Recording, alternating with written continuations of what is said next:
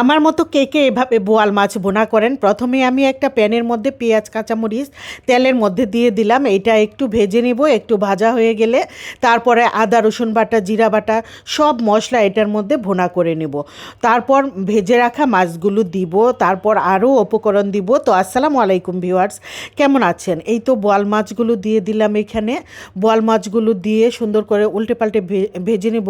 কোনো কোনো বোয়াল মাছ দেখা যায় খুবই মজা থাকে, আবার কোনো কোনো বোয়াল মাছ মজা থাকে না। মাছটা যখন ভাজি করছিলাম দুপুরে রান্নার সময়, তখন আমি এক পিস মাছ দিয়ে ভাজা মাছ দিয়ে ভাত খেয়ে নিয়েছিলাম। না, মাছটা বেশ ভালো মজা খেতে।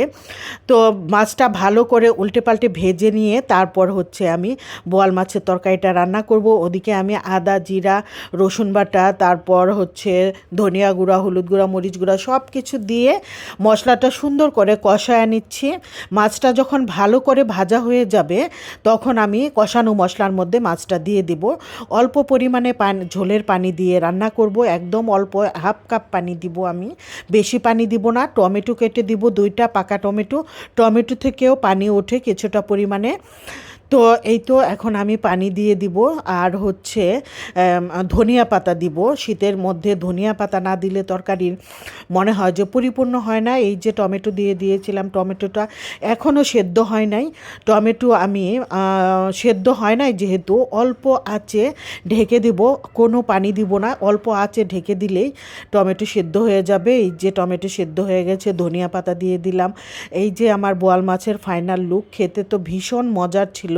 অনেক দিন পর মনে হয়েছে যে তৃপ্তি করে বোয়াল মাছের তরকারি দিয়ে ভাত খেয়েছি, এত মজা ছিল। আর এখানে আমি গরুর মাংসের শুটকি রান্না করব, যে শুটকি রান্নাটা আমি প্রায়ই করে থাকি। তো এখানে আদা রসুন বাটা জিরা বাটা সব মশলা দিয়ে দিলাম। মাংস রান্নায় যা যা মশলা লাগে গরুর মাংসের শুটকি রান্নায়ও ঠিক সেম তাতা মশলা লাগে।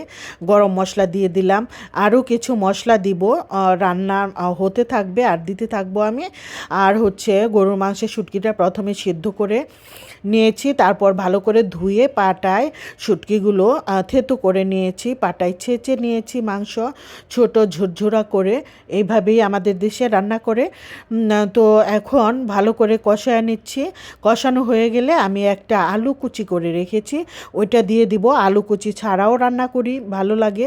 আলু কুচি দিলেও ভালো লাগে, খারাপ লাগে না।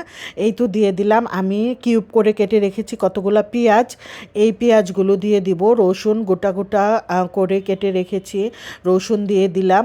এটার মধ্যে একটু তেল মশলা রসুন পেঁয়াজ বেশি দিলেই মজা হয়, বেশি মজা হয় খেতে। এই তো সব কিছু দিয়ে দিলাম। আমি এখানে আর কোনো পানি দিব না, অল্প আঁচে ঢেকে ঢেকে নেড়ে নেড়ে রান্না করে নেব। এটা শুকনা ভাজা ভাজা হলে ভালো লাগে খেতে। দেখেন কত লোভনীয় হয়েছে, আর খেতেও ভীষণ মজা ছিল। আর গরুর মাংসের শুটকি যারা যারা খেয়েছেন তারা বলতে পারবেন এটা অনেক মজা, আমার অনেক পছন্দের একটা খাবার। সেজন্য আমি প্রতি বছরই গরুর মাংসের শুটকিটা দিতে চেষ্টা করি। এটা খুবই লোভনীয় আর মজার একটা খাবার হয়। এই যে রসুনগুলো আস্তে আস্তে রসুনগুলো দিয়ে ভাত মাখালে অনেক ভালো লাগে। সবাই ভালো থাকবেন, আল্লাহ হাফেজ।